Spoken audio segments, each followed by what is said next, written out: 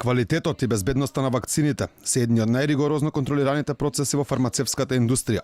Се даваат на милиони деца на светско ниво со децении наназад, без докажани штетни последици. Лекарите се децидни, освен стандардните поствакцинални состојби, по сериозни болести не предизвикуваат.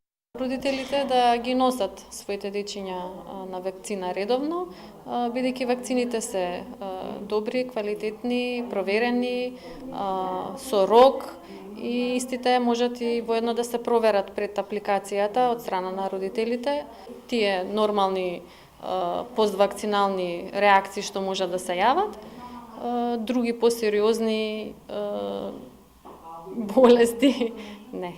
Министерот за здравство уште еднаш порача дека не смееме да дозволиме епидемија од вакви болести да имаме во 21 век, потенцирајќи дека моменталната состојба со овој проблем е последица на повеќе годишна антивакцинална кампања. Се бара вакцината, ќе повторам исто како што е барано и во 2016 година, да е произведена во земја од Европска унија, таму да се користи и да ги има двата сертификати за квалитет.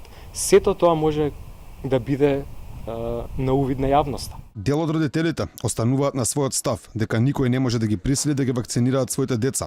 Синоќа протестираа пред Министерството за здравство и порачаат дека ќе поднесат тужба за дискриминација врз основа на здравствена состојба поради забраната за носење невакцинирани деца во градинка и училишта.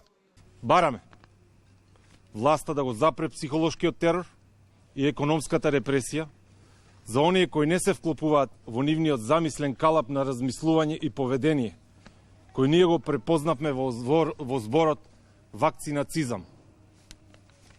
Ова прекршување на човековите права нема да помине без правни последици. Епидемија на мали сипаници е прогласена на ниво на Скопје.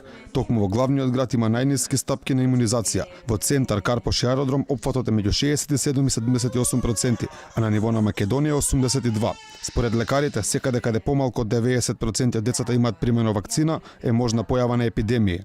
Оваа недела МРП примиле над 1000 деца. Вакциналните пунктови во поликлиниките Букурешт, Битпазар и Јане Сандански денески и утре ќе работат во две смени, во периодот од 7:30 до 19 часот. Во понеделник на 7 јануари овие пунктови ќе работат само прва смена од 7:30 до 13 часот. Денеска, во однос на метите 2 дена, помалку деца дошли на вакцинација. Од поликлиниката Букурешт велат дека очекуваат повторно зголемен број после празниците од вторник.